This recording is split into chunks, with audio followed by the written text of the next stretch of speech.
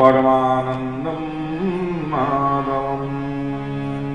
Om Yam Brahma Varunindra Rudra Marutah Stunvanta Divyai Save Vedhai Sangha Parakramopanishadai Gayantiyam Samagha Dhyanavastargena Manasa Pashyantiyam Yogino Yashyantam Navidu Surasurigana Devaya Tasmai Namah.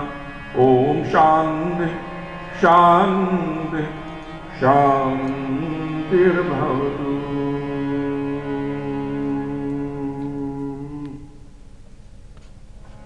Devotees of Bhagavan Sri Krishna,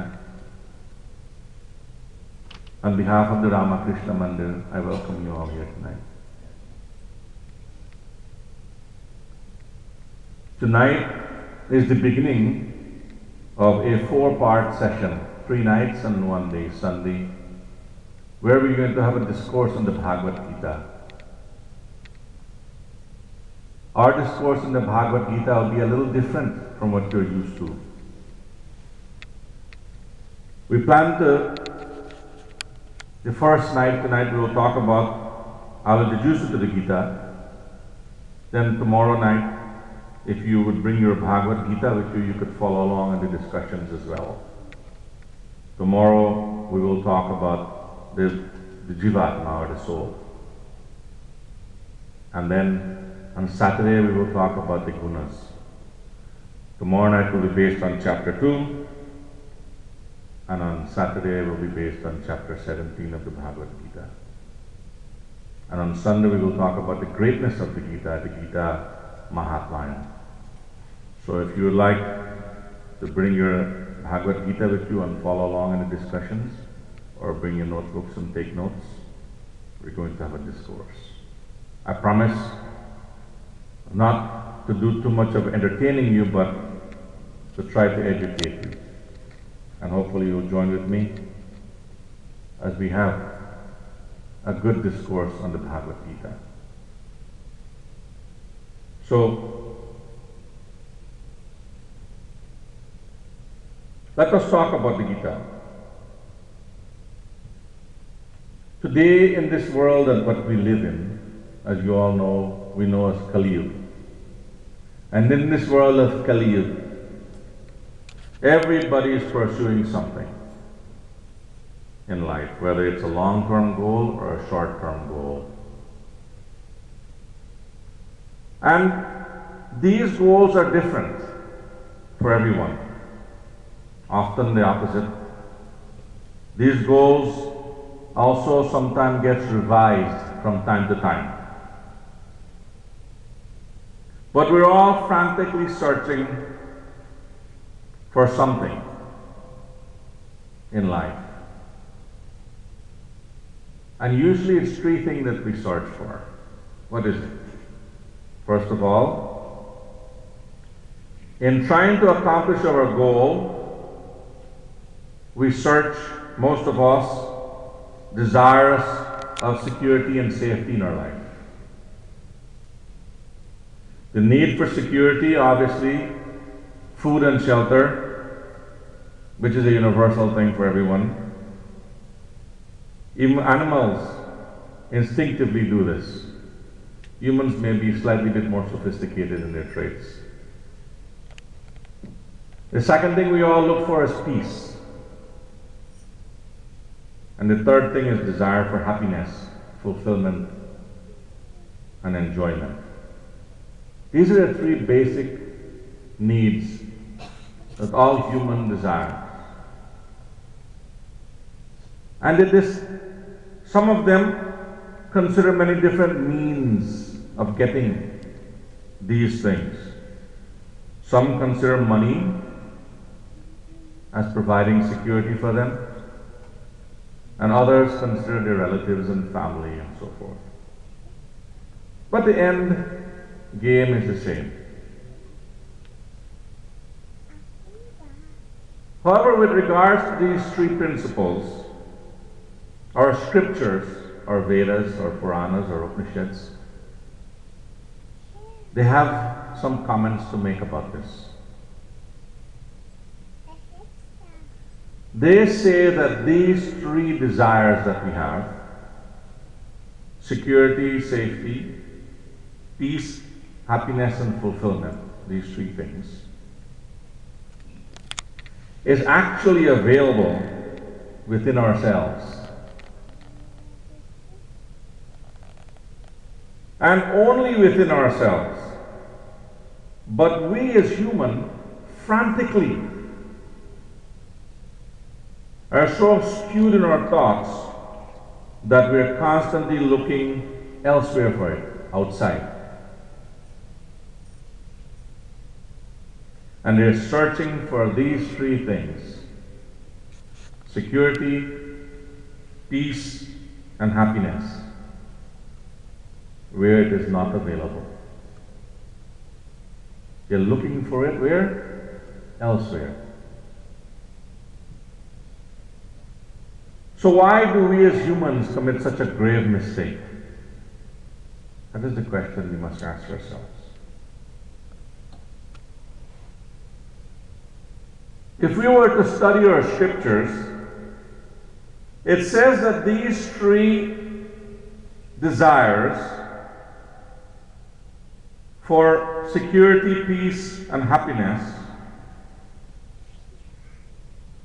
is hidden within us, but is covered by three layers.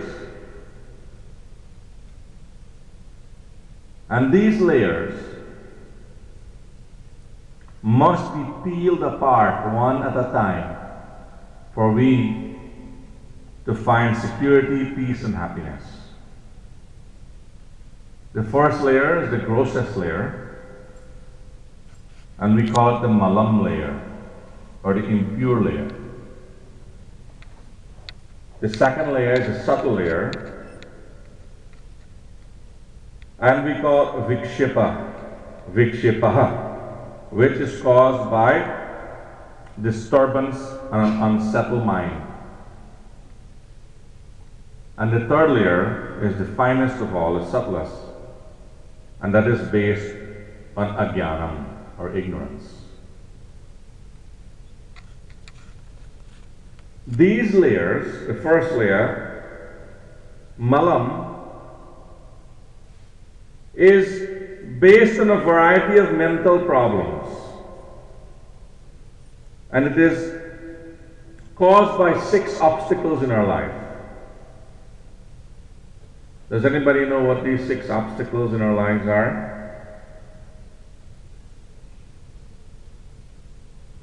First of all, the first obstacle is called kam. That is desire. The second one is, I heard somebody mention it over here, is krodh. That is anger. The third one is lobh.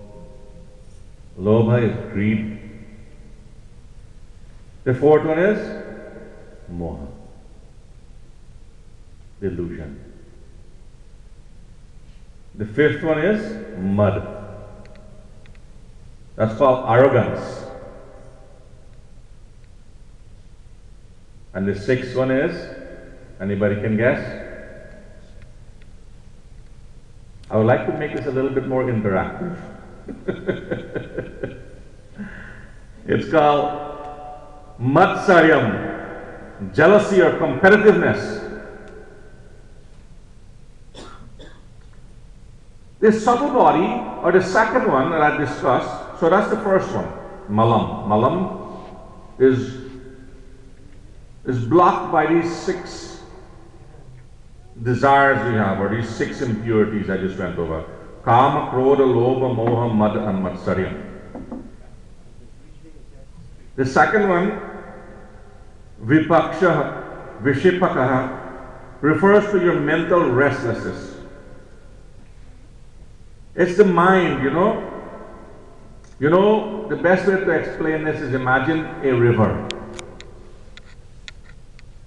When the muddied water is turbulent, the bottom of the river, you cannot see it. They say the water has got malam, or impurity. The impurity is the 6 obstacles I just mentioned: Kam, Krodh, Lobh, Moh, Mad and Matsarya. Then, in the water there is turbulence as well. The turbulence is Vikshapaha, or the obstacle, which is the unsettled mind. And Avaranam, or Ajnanam, refers to the ignorance of the fact that we all have the pride believing that I am, you, are the only source of security, peace, and happiness. And as long as you think that you're the person who can create security, peace, and happiness by going after all the things of work, slave over everything, what do most of us do on a daily basis? Think about it. Most of us get up in the morning, we brush our teeth, take our shower, we get dressed, we eat breakfast. Goodbye, honey. Goodbye to the kids.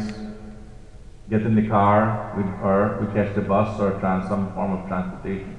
We go to work.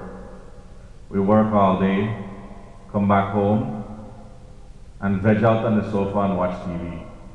Go to sleep, get up next morning, and we repeat the same process every single day. So basically what we're doing, we eat, we sleep, we all have children, and we protect our home and territory. Everything that we figure this is ours. And as long as we do that, we're caught up in this world which we call the Ava Gavan Chakra.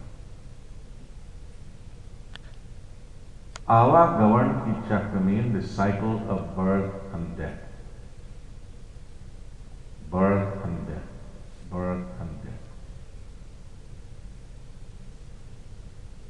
Before you can get back the human body, it says,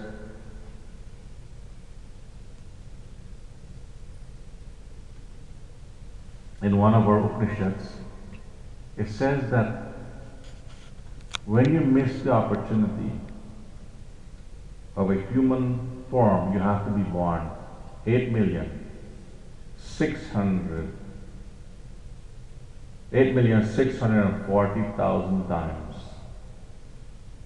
to attain perfection. Some of us can attain it sooner, some of us longer. But this is the cycle of birth